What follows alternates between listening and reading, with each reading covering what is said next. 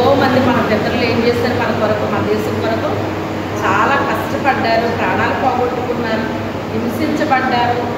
మరి స్త్రీలు పురుషులు కూడా పనిచేశారని మరి మనం విన్నామన్నమాట అండి. ఈ దేశ పోరాటంలో స్త్రీలు పురుషులు కూడా చాలా పనిచేశారని విన్నాం. ఎప్పుడూ కూడా మరి ఒక దాంట్లో మనం సక్సెస్ అవ్వాలి అంటే స్త్రీ అని లేదు, పురుషుడని లేదు, పిల్లలని లేదు, పెద్దలని లేదు, ప్రతి ఒక్కరూ కూడా ఆసక్తి ఉంటే అందరూ కూడా మరి పాల్గొని దాన్ని సక్సెస్ చేయొచ్చు అన్నమాట. హింసతో కాదు, యేసు ప్రభు అహింసతోనే కదా గెలిచాడు అని చెప్పేసి అహింసనే మరి గాంధీ తాత గారు ఏం చేశారు, అది పాటించారన్నమాట. మరి మేము ఢిల్లీ వెళ్ళినప్పుడు ఆయన ఏమంటారు దాని పేరు పేరు అక్కడికి వెళ్ళాం అన్నమాట అండి. మేము వెళ్ళినప్పుడు అవన్నీ కూడా అక్కడ ఉన్నాయన్నమాట. మన దేశ పోరాటంలో ఆయన ఏ రీతిగా సొంతంగా వస్త్రాలు నేయడమని, తర్వాత ఉప్పు సత్యాగ్రహం అని ఇవన్నీ కూడా తలపెట్టి మన దేశానికి చక్కని స్వతంత్రాన్ని ఆయన తీసుకొచ్చారన్నమాట అండి. అయితే చాలామంది త్యాగాలు చేస్తే కానీ అది మనకి రాలేదు. ఈ రోజున మాత్రం మనం చాలా హ్యాపీగా ఏం చేస్తాం, కేక్ కటింగ్లు, స్వీట్స్, చాక్లెట్లు, ఇవి వండుకొని సెలబ్రేట్ చేసుకుంటున్నాం. కానీ వాళ్ళు అలాగా వాళ్ళు ఎంతో కష్టపడి పోరాడి తెచ్చింది మనమైతే ఈరోజు చాలా సంతోషంగా జరుపుకుంటున్నాం.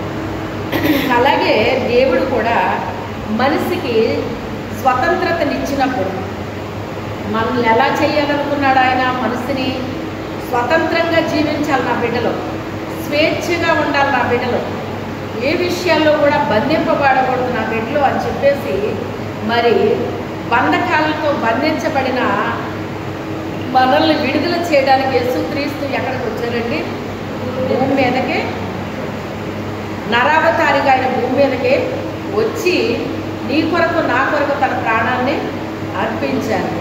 ఆయన ప్రాణత్యాగం చేయకపోతే మనకు రక్షణ ఉందా? లేదు. ఆయన ప్రాణత్యాగం చేయబట్టి నువ్వు నేను కూడా ఏం చేసాము, విడుదల పొందాం, రక్షించబడ్డాం. ఆ రక్షణ ఆనందము, సంతోషం అనేటువంటిది మన హృదయాల్లో మనం అనుభవిస్తున్నాం, మన కుటుంబాల్లో అనుభవిస్తున్నాం, సంఘంలో అనుభవిస్తూ ఉన్నాం. గొప్ప స్వేచ్ఛని దేవుడు, స్వతంత్రాన్ని మనకి అనుగ్రహించాడు. నువ్వు బంధించబడవలసిన అవసరత లేదు, నీకు విడుదలనిచ్చాను నేను. ఒక దైవజనుడు మీకు అందరికీ తెలుసు అనుకుంటా, బహుశా ఆయన మరి జపన్య శాస్త్రి గారని ఎంతమందికి తెలుసండి. ఆయనకు వచ్చిన సమస్యలకి సేవలోనేండి, సేవ అనుకుంటారు కానీ సేవలో చాలా సమస్యలు ఉంటాయన్నమాట అండి. చాలా వాటిని ఎదుర్కోవలసి వస్తూ ఉంటుంది అన్నమాట అండి. ఎందుకు అంటే మరి అనేకమైన శక్తులు పోరాటానికి దిగుతూ ఉంటాయన్నమాట. వాటన్నిటితో మేము ఏం చేయవలసి వస్తుంది, పోరాడాల్సి వస్తూ ఉంటుంది అన్నమాట అండి. అయితే ఏది ఏమైనప్పటికైనా పోరాటంలో దేవుడు మనకేమిస్తాడు, జయం ఇస్తాడు. మనం నిలబడితే జయం ఇస్తాడండి. నిలబడకపోతే జయం రాదు. కానీ నిలబడాలి. ఆ హింసకే, ఆ యొక్క నిందలకి, అవమానాలకి, ఎగతాళిలకి, అపహాస్యాలకి అన్నిటికీ కూడా ఏం చేయగలగాలి, మనం నిలబడగలగాలన్నమాట అండి. ఆ రోజుని నిలబడ్డారు గనకే మరి వాళ్ళందరూ సాధించారన్నమాట అండి. పూర్వీకులందరూ కూడా ఏం చేశారు, ఎవరికి అప్పగించబడిన పనిలో వాళ్ళు ఏం చేశారంటే వాళ్ళకి ఆ పనిలో వాళ్ళ విజయాలు సాధించారు. విజయ వీరులండి వాళ్ళు. మన ప్రభు ఎవరో విజయ వీరుడు, జయశీలుడు. ఆయన మన కొరకు చేసిన త్యాగాలు మనం జ్ఞాపకం చేసుకుంటూ మరి మనము కూడా ఎంతో సంతోషము అనుభవిస్తూ ఉంటామన్నమాట. అయితే ఈరోజు మరి బంధింపబడిన వ్యక్తుల గురించి ఒక వాక్యం చెప్పాలని ఆశపడుతూ ఉన్నాను. ఎందుకంటే విడుదల పొందిన రోజు కనుక ఈరోజు మన జీవితాల్లో, మన కుటుంబాల్లో, సంఘంలో కూడా మనం ఎట్టి రీతిగా మరి విడుదల పొందుతామో, విడుదల ఎవరి ద్వారా జరుగుతుందో, జరిగిస్తాడో దేవుడు మనం విందామండి ఈరోజు. చూడండి, యెషయా రాసిన గ్రంథము 58వ అధ్యాయము 6వ వచనం. దుర్మార్గులు కట్టిన కట్టలు నిలుపుటయు, ఆ. కాడిమాను గోతులు తీరుటయు, ఆ. బాధింపబడిన వారిని విడిపించుటయు, ఆ. ప్రతి కాడిని విరగొట్టుటయు ఆ. నేను ఏర్పరచుకొని నా ఉపవాసం కదా. అది ఇక్కడ ఉపవాసం అంటే మనం చాలా మంది అనుకుంటాము తినటం త్రాగడం మానేస్తేనే ఉపవాసమేమో అని మనం అనుకుంటామండి. అది ఒక ఉపవాసమేనండి. అది కూడా ఒక ఉపవాసమే. మనకి పూర్వీకులు నేర్పించింది ఏంటి అంటే 7 రోజులు ఫుల్గా తింటున్నారు కదా, కనీసం వారానికి ఒక రోజు ఏం చేయండి మీరు ఉపవాసం ఉండండి. ఎందుకు ఉండాలని నేర్పించారు పూర్వీకులు తెలుసా మీకు? మన లోపల ఉన్న సిస్టమ్ అంతా కూడా అది ఏమవ్వాలంట, ఒక్కరోజు రెస్ట్ ఇస్తే ఈ సిస్టమ్ అంతా కూడా ఏమవుతుందంటేనంట అది చక్కగా పనిచేయడం. ఒకరోజు రెస్ట్ అనమాట. ఇప్పుడు ఉద్యోగాలు చేసుకునే వాళ్ళు, పని పాటలు చేసుకునే వాళ్ళకి ఒకరోజు సెలవు అంటే మీకు ఏమనిపిస్తుంది? అమ్మయ్య రేపు సెలవు, రేపు సెలవు, రేపు రెస్ట్ తీసుకోవాలనుకుంటారు. అనుకునేటట్టు మీ పిల్లలు ఏమంటారంటే, అమ్మ రేపు సెలవు కదా, రేపు బిర్యానీ వండేస్తావా, రేపు చికెన్ వండేస్తావా? ఇప్పుడు పిల్లలకి ఏంటంటే చికెన్ ఒక్కటి కూడా కాదండి, అందులో రకాలు కావాలి. ఇప్పుడు వాళ్ళకి కబాబ్ చేస్తావా, ఫ్రై చేస్తావా, లాలీపప్పులు చేస్తావా, ఏంటేంటో చేస్తావా, ఇలా అడుగుతున్నారు అన్నమాట. మరి మీ రోజుల్లో మీకు చికెన్ వండితేనే పెద్ద పండుగ, అవునా కాదా? మా చిన్నప్పుడు చికెన్ ఎప్పుడు వచ్చేది అంటే చుట్టాలు వస్తే వాళ్ళు కూడా ఎప్పుడో రాక వస్తే కోడి కోసి పెట్టివ్వరండి ఇంట్లో. అంతే తప్ప ఈ కోళ్ళన్నీ ఎక్కడికి ఎప్పుడు మామూలు కోళ్ళే ఉండేవి అనమాట. మేపుకునే కోళ్ళే ఉండేవి. ఇళ్లలో మేపుకునే కోళ్ళు ఉంటాయి, కోసివ్వరు. అవి లేకపోతే కొనుక్కునైనా కోసివ్వరు అనమాట. అమ్మో రాక వచ్చాడు చుట్టం, సంవత్సరానికి ఒకసారి 2 సార్లు వస్తాడు, మళ్ళీ రాడు వీళ్ళు అని చెప్పేసి అలాగ వచ్చిన వాళ్ళకి చికెను, గాజులు ఇవి అనమాట అండి. కాస్త తరచుగా వచ్చే వాళ్ళకి గుడ్లు అనమాట. అలా ఉండేది అప్పుడు. చుట్టాలు వచ్చారంటే ఇల్లంతా పండుగనమాట. ఎందుకని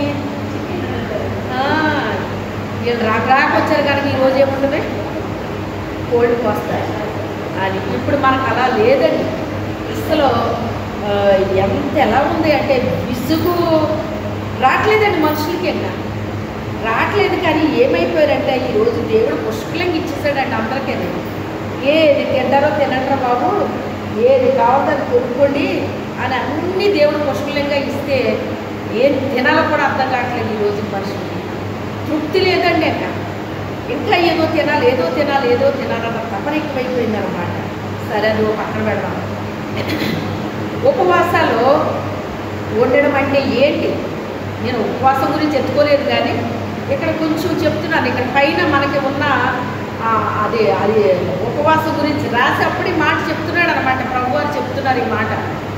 మీరు ఉపవాసాలు ఉంటారు కానీ మీ కంఠస్వరము పరలోకములో వినబడేటట్టుగా మీరు ప్రార్థన చేయరు అన్నాడా?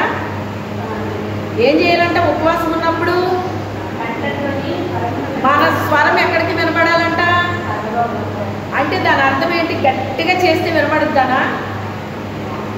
మన లోపల చేసినా, గట్టిగా చేసినా, ఎలా చేసినా కూడా మన స్వరం ఎక్కడ వినబడాలంట? పరలోకంలో వినబడాలంటండి. అంతేగాని మీరేం చేస్తారంటే ఉపవాసం అని ఉంటారు, మీరు కీచులు ఆడుకుంటారు, గుద్దులు ఆడుకుంటారు, గొడవలు పెట్టుకుంటారు, ఈ రకమైన అన్నీ పెట్టుకుంటారు, ఉపవాసం అంటారు, వ్యాపారం చేసుకుంటారు అని చెప్పేసి ఇదే నాకు ఇష్టమైన ఉపవాసం అని చెప్పి.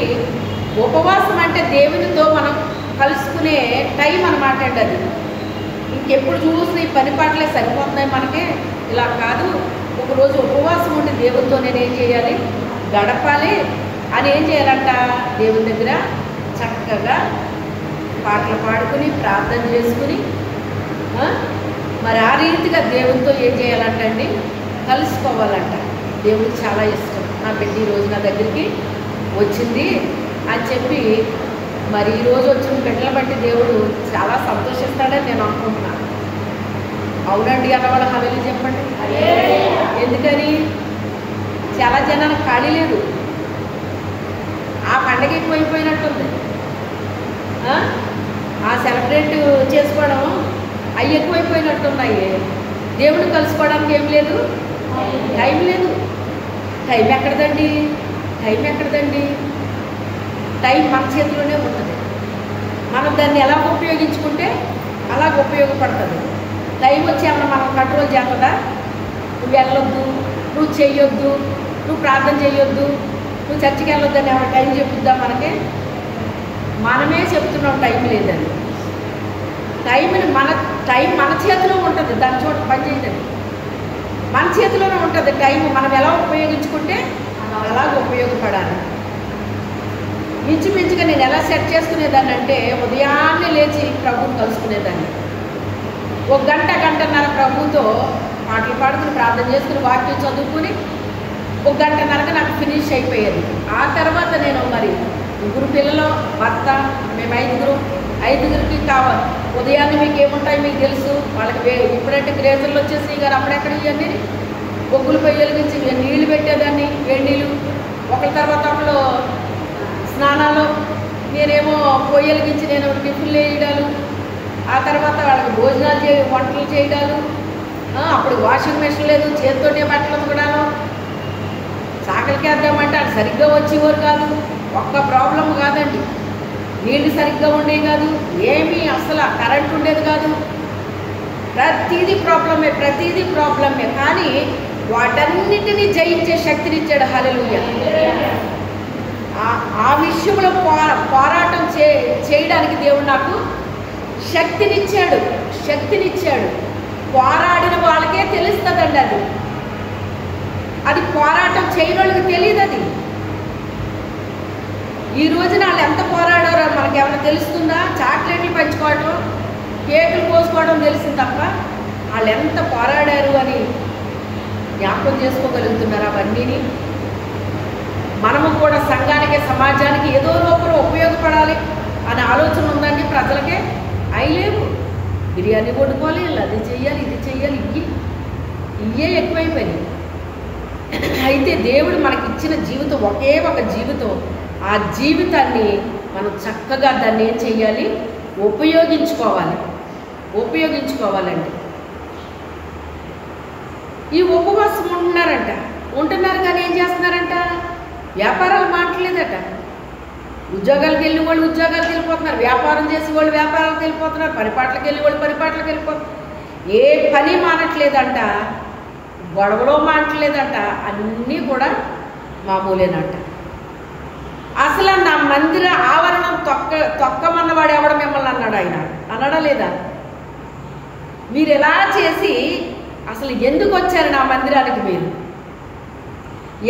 ఎవడు నా మందిర ఆవరణం తొక్కమన్నాడు మిమ్మల్ని? ఎందుకు వచ్చారు మీరు అసలు అని ఆయనకి పిచ్చి కోపం వచ్చేసింది అంటండి.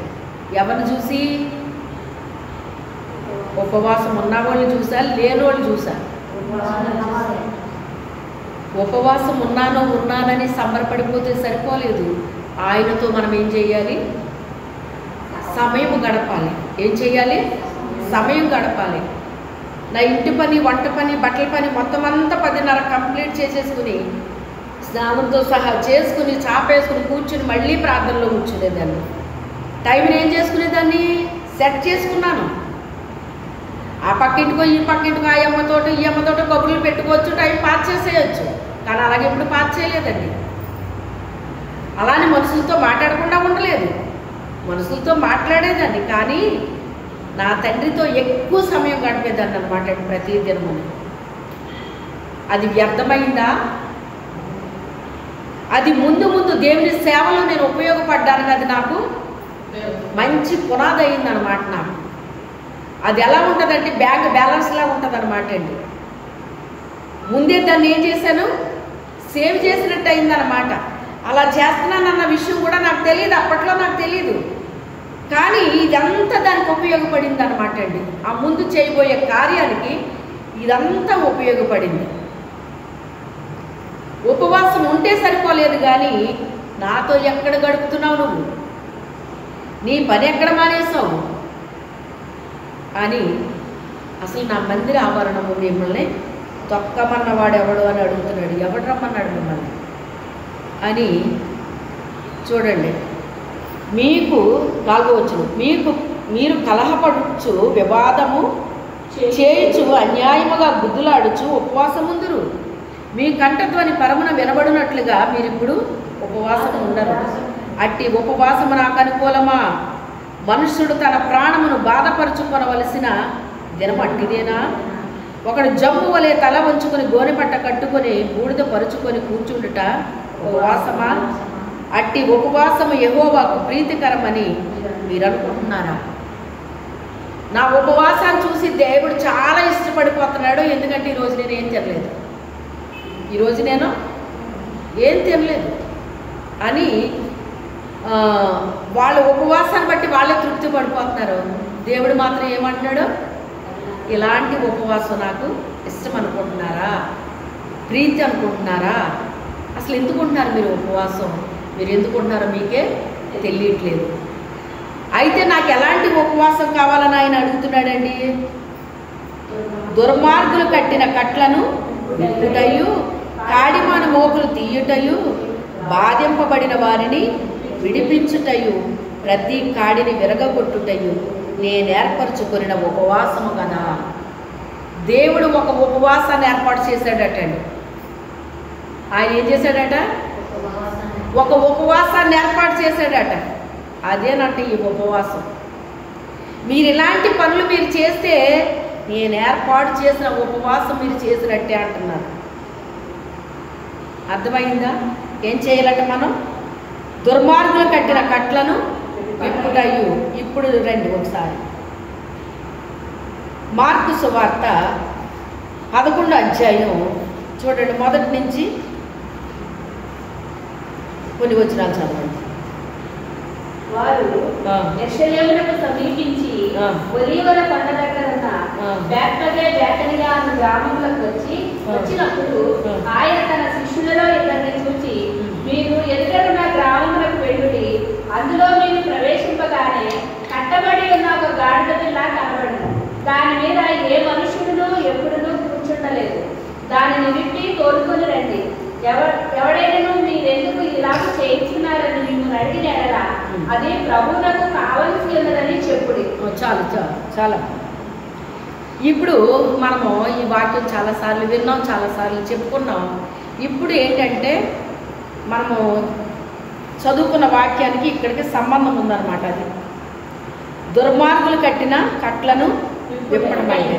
ఇప్పుడు ఇది ఎలా ఉంది? ఈ గాడిద కట్టేశారు. దాన్ని కట్టేసింది ఎక్కడికన్నా వెళ్తుందా? వెళ్ళదు. అది వెళ్ళాలి అంటే దాన్ని ఏం చేయాలి? అది విప్పబడాలి. ఎవరైనా వచ్చి దాన్ని విప్పాలి. లేదు అంటే అది ఏం చేయాలి? తెంపుకుని వెళ్ళిపోవాలి. అది తెంపుకుని వెళ్ళగలదండి గాడిద? వెళ్ళలేదు. అంత సాహసం అది చేయలేదు. విచిత్రం ఏంటంటే శిష్యులు వెళ్ళి విప్పితే కూడా అది రావట్లేదంట. అంటే నేను విప్పబడ్డానన్న విషయం కూడా దానికి తెలియదు. విప్పబడ్డానన్న విషయం కూడా తెలియదు.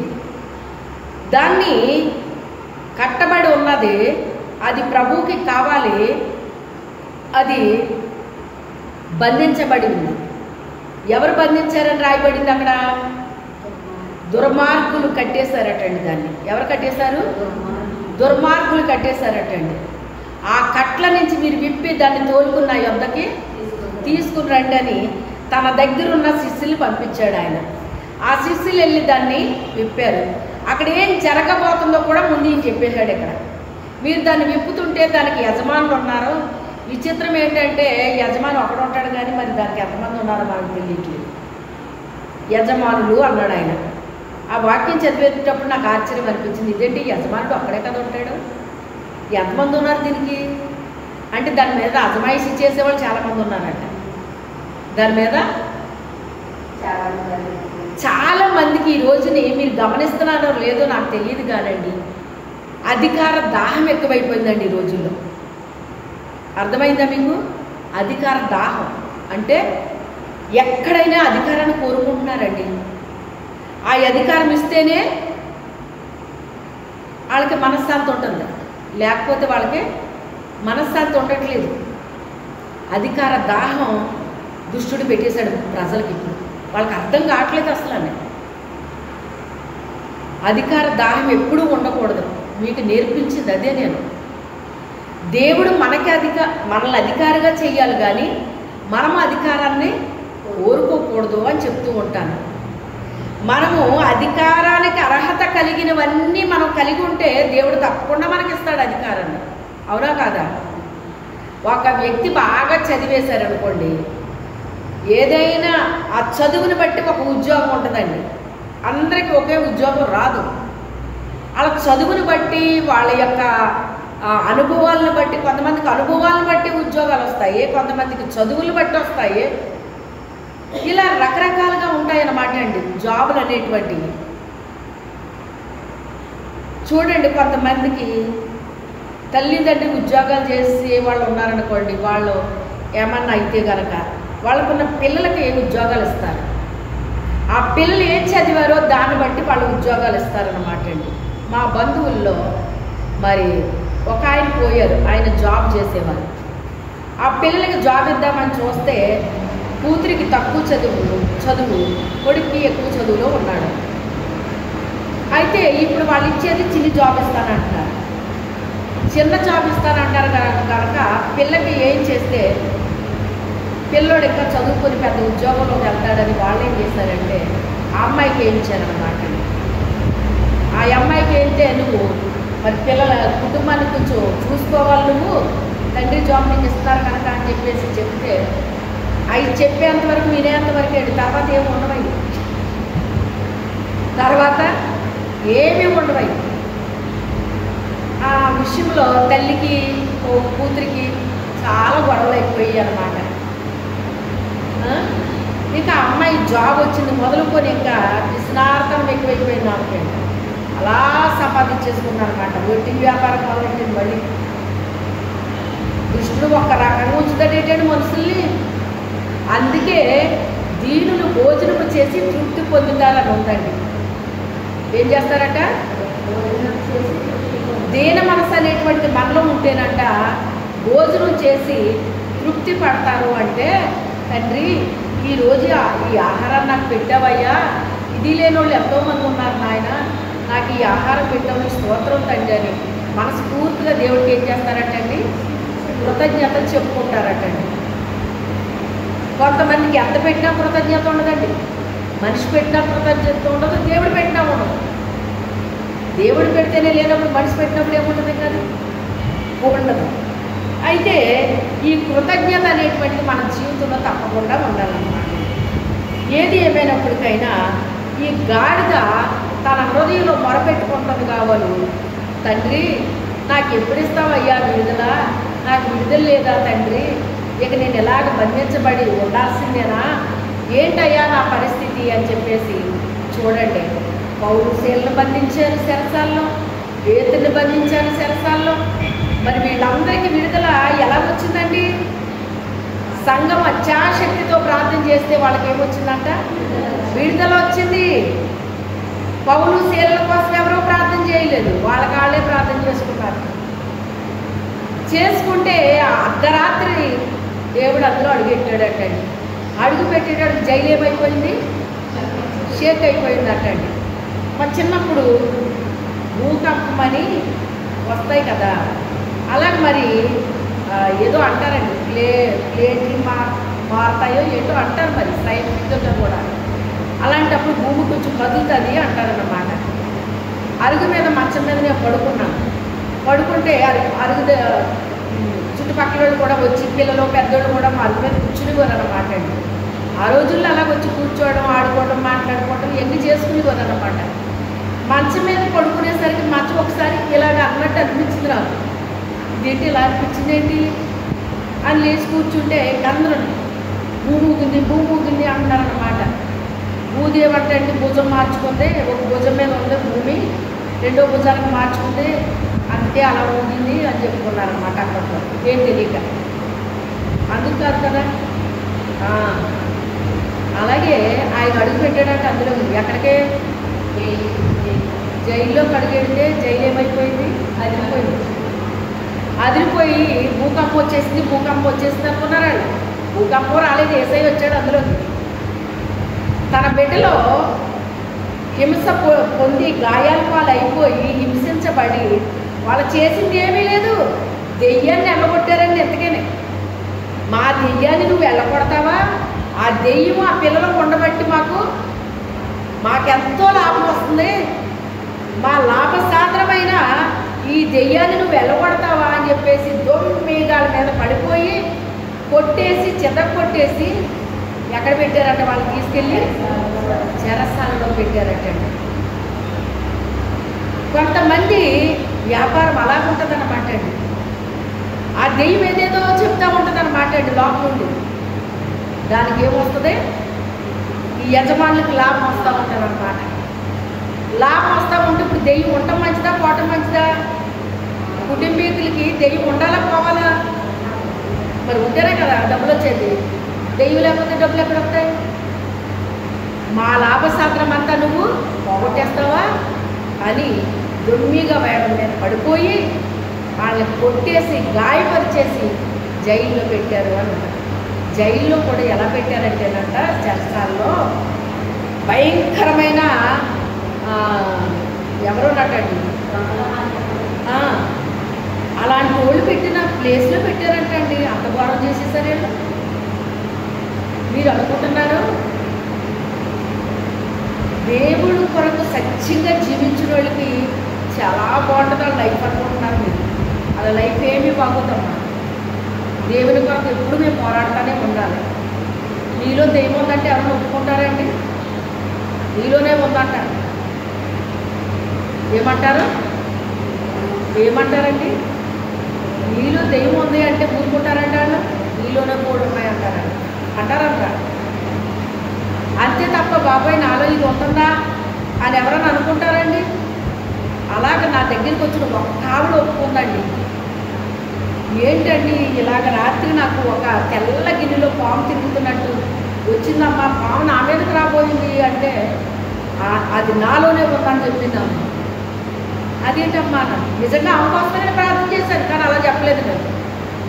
ఆమె ఒప్పేసుకుంది, తన తప్పు కప్పెట్టుకోలేదు, ఒప్పేసుకుందామా. నాలోనే ఉందమ్మ గారు అమ్మ అని చెప్పింది. ఈ అమ్మ అలా అన్నారు అంటే నిజమే, నాకు ప్రభు చూపించారు సార్. ప్రభు చూపించారు కానీ దాన్ని ఎవరు వెళ్ళగొట్టలేదు, వెళ్ళగొట్టట్లేదు. వాళ్ళని చక్కగా హైలైట్ చేసేస్తున్నారండి. అందరూనే బాగా పాడుతున్నారు, బాగా ప్రార్థన చేస్తున్నారు, బాగా వాక్యం చెప్తున్నారని వాళ్ళు ఏం చేస్తున్నారు? హైలైట్ చేస్తున్నారండి. హైలైట్ చేస్తుంటే అది ఎక్కడ పోతుందో చెప్పండి. అది ఆత్మీయ నేత్రాలు తెరబడినోడికి కనబడతాయి కానీ అందరికీ కనబడతాయి. ఏంటి వీళ్ళ ప్రవర్తన తేడాగా ఉందేంటి, వీళ్ళది ఏంటో తేడాగా కనిపిస్తుంది అని అర్థమైపోద్ది కానీ ఆ దెయ్యాన్ని నిలబడితే ఊరుకోరండి. యేసన్న గారు ఒక ఇంటికి వెళ్తే అలాగే ప్రార్థన చేస్తుంటేని ఒక్కో దెయ్యం వెళ్ళిపోతాయి అంటండి. వెళ్ళిపోతుంటే లాస్ట్ ఇంకో దెయ్యం ఉందంట. అయ్యగారు దాన్ని మాత్రం వెళ్ళగొట్టదు. దెయ్యాన్ని వెళ్ళగొట్టదు అంటారు. ఏంటి అంటే వద్దండి అది ఉంచండి, అది మాత్రం ఉండాలని మా ఇంట్లోనే, మీరు దాన్ని వెళ్ళగొట్టద్దు అంటున్నారండి. అదేంటి దెయ్యం కావాలని కోరుకుంటారేంటి మీరు అంటే వాళ్ళు అంటారంట, అది మా దినవేల్పండి,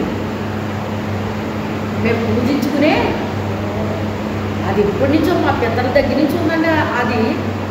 అది మా పెంపుడు దెయ్యమండి. ఏదో పెంపుడు కుక్కలా చెప్తున్నారంట. అది మా పెంపుడు దెయ్యమండి, దాన్ని మాత్రం వెళ్ళగొట్టండి అయ్యగారు. లేదా పోయినా గొడవలేదు కానీ అది మాత్రం మాకు ఉన్నారండి. అది మా ఇంటికి ఎలవేల్పండి అంటున్నారండి. ఎంత దౌర్భాగ్య స్థితితో చూసారా?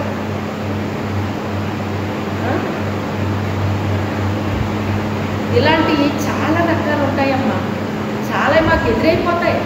మాకు తెలిసినా కూడా నేను నోరు విప్పి చెప్పలేని పరిస్థితులు మాకు ఎంత ఇబ్బంది పడతామంటే, నేను పడతాను కనుక మీరు చెప్తున్నాను. మీకు చాలా ఇబ్బంది పడతాను. నేను చెప్పడానికి వీలు కాదు. చెప్తే వాళ్ళ కోపం వచ్చేస్తుందండి. చెప్పామంటే వాళ్ళ కోపం వచ్చేస్తుంది. ఇంకా కోపం వచ్చిన వాళ్ళు ఏం చేస్తారు? ఇంకా కోపం వచ్చిన వాళ్ళు ఏం అంతే కదా. అమ్మో నాలో పనిచేస్తుందా అని అనుకోరండి. మందులు మానేస్తారండి. అంటే ఆ దెయ్యం వాళ్ళలోనే ఉండాలని వాళ్ళు ఏం చేస్తున్నారు, కోరుకుంటున్నారు. దానివల్ల వాళ్ళకి లాభం ఉంది, దానివల్ల వాళ్ళకి లాభం ఉంది. ఆ లాభం పోగొట్టుకోవడానికి ఇష్టపడరు. మా లాభ సాధనం అంటున్నారు, మాకు వ్యాపారం అండి అంటున్నారు వాళ్ళు. ఎందుకంటే దెయ్యం ఏం చేసిందంటే వీళ్ళని సర్వోన్నతుడైన దేవుని యొక్క సేవకులు వీళ్ళు మీకు రక్షణ మార్గాన్ని తెలియపరచడానికి వెళ్తున్నారు అని చెప్పేసి చెప్తా ఉంటుందంటే ఇలా ఆ దారిని వెళ్తాను వెళ్ళేటప్పుడు వచ్చేటప్పుడు అలా చెప్తుందంట. ఆ మాట నువ్వు చెప్పాలా, మాకు తెలుసులే ఆ సంగతే, నువ్వేంటి రోజు వెళ్ళేటప్పుడు వచ్చేటప్పుడు డిస్టర్బెన్స్ చేస్తున్నావేంటి అని వేసినామూల ఆ అమ్మాయి నుంచి బయటికి పొమ్మని రాజ్యం ఇస్తున్నాను అన్నాడంటే. మేము అలా ప్రార్థన చేస్తే అంత మండుతో తెలుసా వాళ్ళకి, చాలా పిచ్చుకోపం వచ్చేస్తుంది. ఇలాంటివి చాలా ఎదుర్కొంటూ ఉంటాం మేము. విశ్వాసుల్లో ఉంటాయి, సేవకుల్లో ఉంటాయి, చాలా మందుల్లో ఉంటాయండి. ఒక దైవజనుడు చెప్పాడు ఆ విషయాన్ని, పెద్ద దైవజనుడు. ఆయన లండన్లో చేస్తున్నారనమాట. ఇప్పుడు లేరు ప్రస్తుతానికి, ప్రభు దగ్గరికి వెళ్ళిపోయారని మంచి సేవ చేసి వెళ్ళిపోయాడు అనమాట. తక్కువ రోజులైనా కూడా మంచి సేవ చేశాడనమాట. అంత మంచి సేవ చేసిన దైవ సేవకుడికి బాధ ఎలా ఉండేది అంటే అన్నం తెలుగుదేసింది అన్నాడు. మనుషులు మాట్లాడిన మాటలకి అన్నం తెలుగుదేసింది కాబట్టండి. ఓ దెయ్యం ఉన్న మనిషి నా గురించి రాత్రి ప్రభు నాకు చూపించారు, నా గురించి అసలు బూతులేనట్టండి.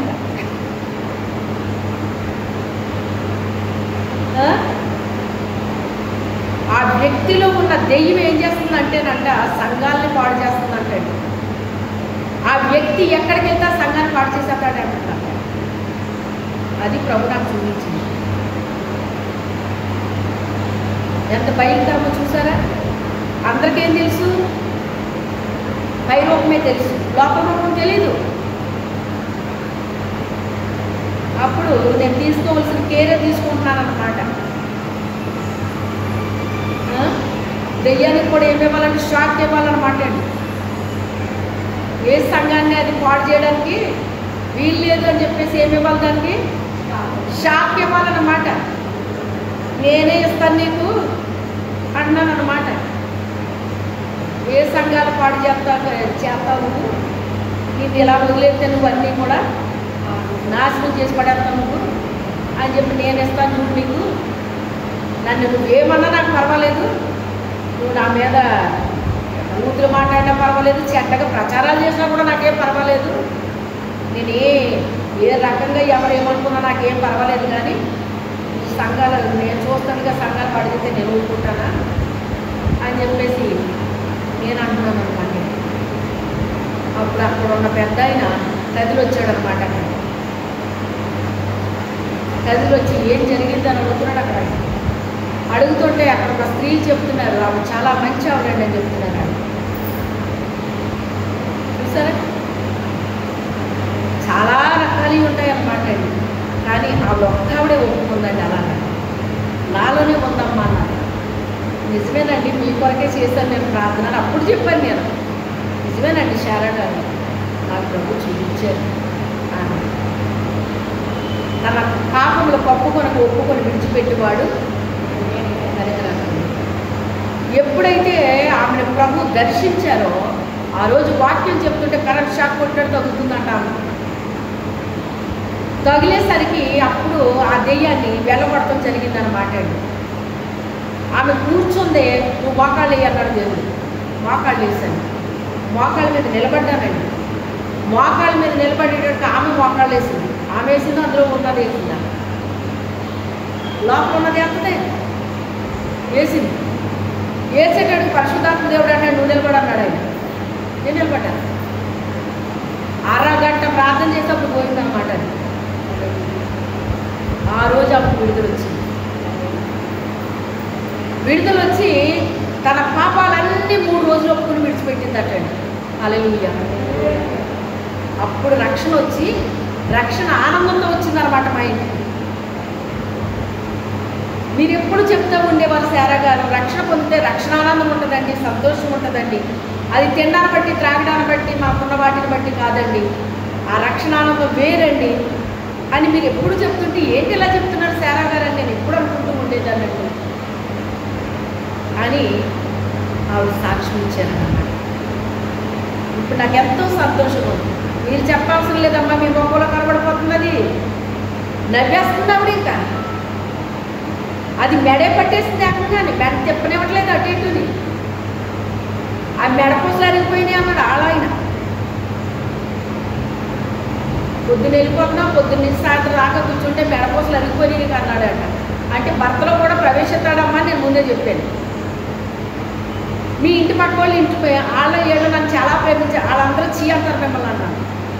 రండి రండి అనేసి పేటేసి కూర్చోబెట్టి మీరు చాలా బాగా చెప్తారండి మాటలు. ఏ మాటలు? లోకపు మాటలు.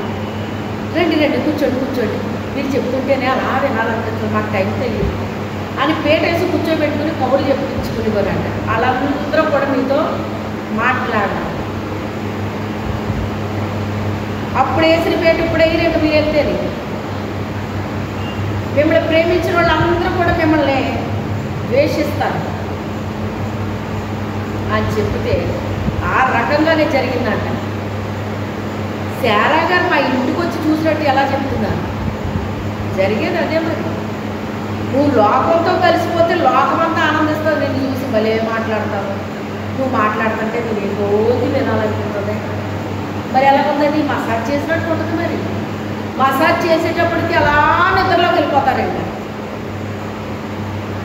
నీకు తోముతుంటే తోమేదానికి మసాజ్కి తేడా లేదమ్మా. ఇల్లు తోమినట్టు తోముతుంటే ఏమైపోతుంది దానికి ఉన్నదంతానే? మరి మండుద్దా లేకపోతే ఎలా ఉంటుంది? అది చెప్పండి. గిన్నె కడిగినప్పుడు ఎలా ఉంటుంది, తోమినప్పుడు ఎలా ఉంటుంది? మంటదా?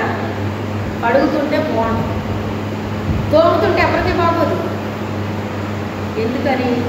దాని లోపల ఉన్నదంతా పోతుంది. తోమి తోమి కడగాలి, ఉతికి ఉతికి ఆరేయాలి. మీలో ఉన్న మురుకు అవన్నీ పోవాలి అంటే ఏం చేయాలి మేము? ఉతికి ఏం చేయాలి మేము? ఉదక స్నానం చేత సంఘాన్ని ఏం చేశాడంటే ఆయన పవిత్ర పరిచయం అని ఉంటుంది. ఏప్రిల్కి రాస్తున్నాడు ఆయన, ఏపీఎస్సీలకి. మేమేం చేస్తాం? మా పని అదే. ఉతికి ఉతికి మిమ్మల్ని, మీలో ఏమన్నా మురుకున్నా, డాగులున్నా, మచ్చలున్నా అదే పని మాకు. ఇస్తాం మీకు మమ్మల్ని తిట్టుకున్నా ఉతుకుతాము, మమ్మల్ని ప్రేమించినా ఉతుకుతాము. మా పని అదే కనుక అదే పని చేస్తాము. నీకు ఇష్టమైన ఇష్టమైనా తోముతూ ఉంటాం, నీకు ఇష్టమున్నా లేకపోయినా ఉతుకుతూ ఉంటాం. ఎందుకంటే మీరు ఎలా ఉండాలి? కడిగిన ఉచ్చులా ఉండాలి, శుద్ధిగా ఉండాలి. సంఘం అంటే ఎలా ఉండాలి? కళంకము లేనిదిగా కనబడాలి. దేవుని ఎదుట పరిశుద్ధంగా ఉండాలి, నిర్దోషంగా ఉండాలి. అలాంటి ఏమీ లేకుండా ఉండాలని ఇదంతా చెప్పాడు దేవుడు సంఘాన్ని. సంఘం ఇచ్చి సంఘానికి సేవకుడిని ఇచ్చి ఇది నీ పని. వీళ్ళకి అప్పుడప్పుడు మురుగు పడతా ఉంటుంది, ఎంగుళ్ళు ఉంటాయి, అవన్నీ ఏం చేయాలి నువ్వు? వాళ్ళు తోముకోరు, వాళ్ళ హృదయాలు కడుక్కోరు, తోముకోరు. కాస్త తోమేస్తూ ఉండండి, మీరు కాస్త కడిగేస్తూ ఉండండి, ఉత్కారేసేస్తూ ఉండండి. ఇది మీ పని, నేను వచ్చేదాకా అదే పని మీకు అని ఆయన మాకు ఏం చేశాడు? నియమించేశాడు, ఎక్కడికక్కడ నియమించేశాడు. అయితే అందరూ ఇలాగే ఉంటారమ్మా అంటే అందరూ అలాగే ఉంటారండి. నీకెక్కడ నొప్పి లేకుండా ఈ అమ్మాయి ఏం చేస్తున్నావు, ఎంత జీతం అవుతుంది, ఏం చేస్తున్నావు, చేతాన్ని బ్యాంకులు ఏమైనా వేస్తున్నావా, డిపాజిట్లు ఏమైనా కడుతున్నావా, లేకపోతే అయ్యేయో కడుతున్నావు సీటీలు, ఏం చేస్తున్నావు, జీతం అది ఇది ఇవి వారు మాట్లాడే మాటలు ఇవి. ఎందుకని? వారికి ఆ బాధ్యత ఇవ్వలేదు దేవుడు. ముందు మనకు తోముకోవటం వస్తే, మనకి ఉతికి ఆరేసుకోవటం మనకు వస్తే ఆతరోళ్ళకి చేయమని మనకు అప్పు చెప్తాడు. మనకే రాదు ఇంకా ఆతరోళ్ళని చేయమని ఇంకేం చెప్తాడు ఆయన మనకి? చెప్పండి. మనకే క్లీన్ చేసుకోవడం రాదు, ఇంకా ఆతరోళ్ళకి ఏం చేస్తాం మనం? చెప్పండి, చేయగలమా? చేయలేము. ఇవన్నీ నువ్వు తోమాలని నాకు అప్పు చెప్పుకోడు దేవుడు. ఇవన్నీ ఉతికారేయాలని నాకు చెప్పేవాడు దేవుడు. అవన్నీ పనులు చేసుకుంటూ వచ్చానన్నమాట. ఇప్పుడు మీకు ఆహారం పెట్టాలి, మీకు దాహము తీర్చాలి, కడుపు నింపాలి, అవసరమైతే ఉతికే సెక్షన్ ఉంటుంది, జాడించే సెక్షన్ ఉంటుంది, తోమే సెక్షన్ ఉంటుంది, కడిగే సెక్షన్ ఉంటుంది, ఇవన్నీ ఉంటాయి. ఫస్ట్ తోమేసాక అప్పుడు కడగాలి, కడిగేసాక ఎవరు తోమరు. మీలో ఏది ఉండకూడదు, మీలో ఏది ఉండకూడదు. మాకు అప్పగించిన పనిని మేమేం చేయాలి? మసాజులు చేస్తే నిద్ర వస్తుంది, నిద్రలోకి వెళ్ళిపోతారు, వాళ్ళకి ఏం జరుగుతుందో తెలియదు.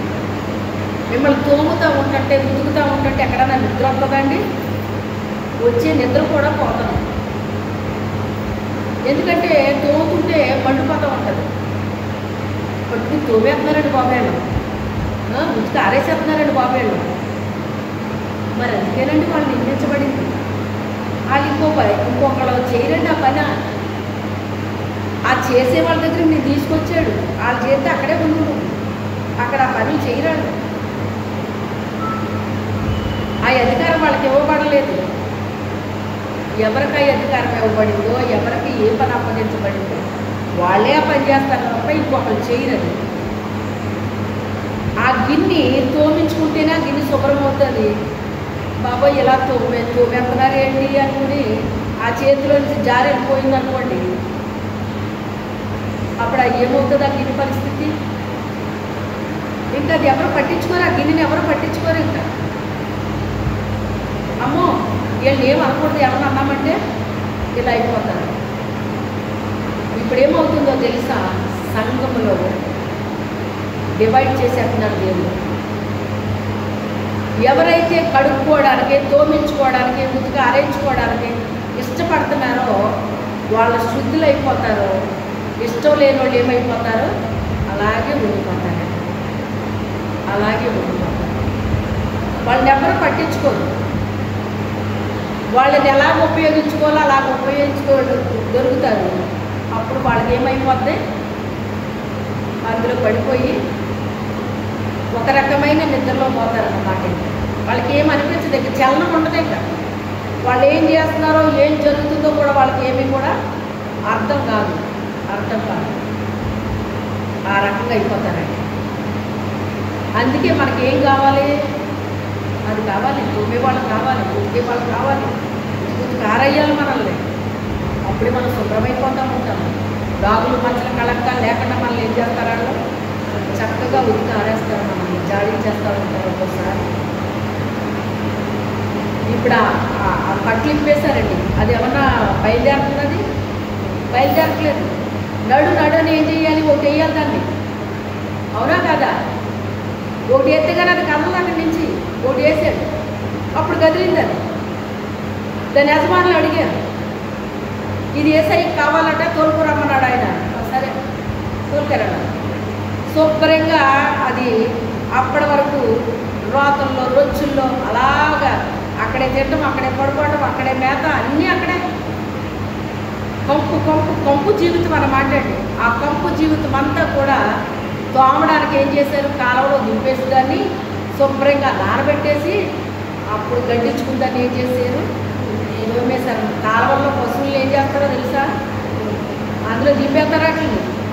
ఎందుకంటే మేము చదువుకునేటప్పుడు పెద్ద కాలువ ఉంటుంది, ఆ కాలువ దగ్గర నుంచే మేము వెళ్ళాలన్నమాట.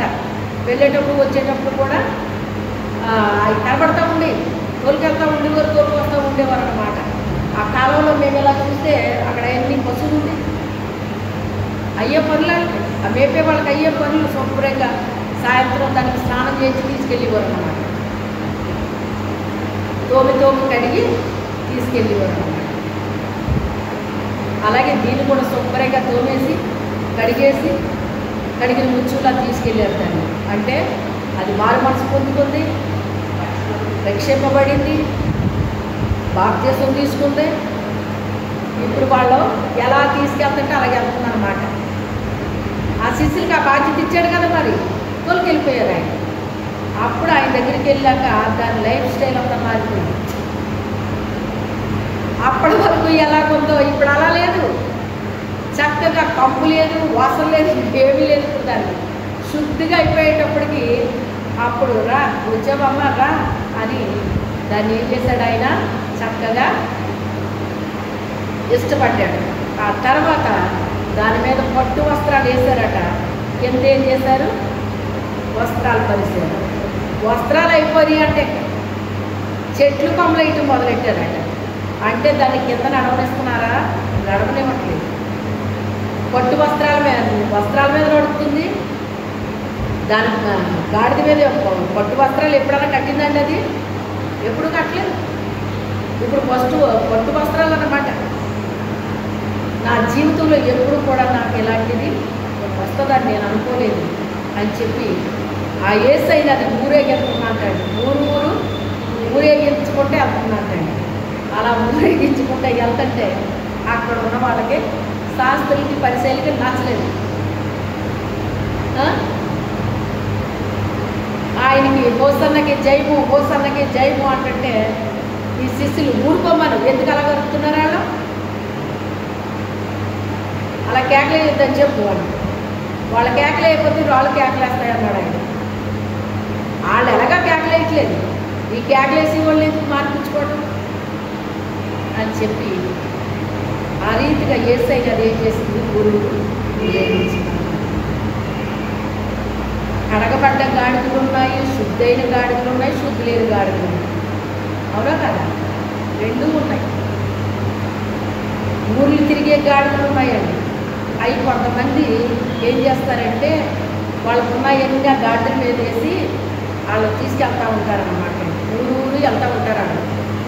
అలాంటి వాళ్ళు ఆ బరువులన్నీ గాడిదల మీద వేసుకుని, గుర్రాల మీద వేసుకుని వెళ్తూ ఉంటారన్నమాట. మీరు చూసారో లేదో, కొంతమంది వెళ్తూ ఉంటారు అలా.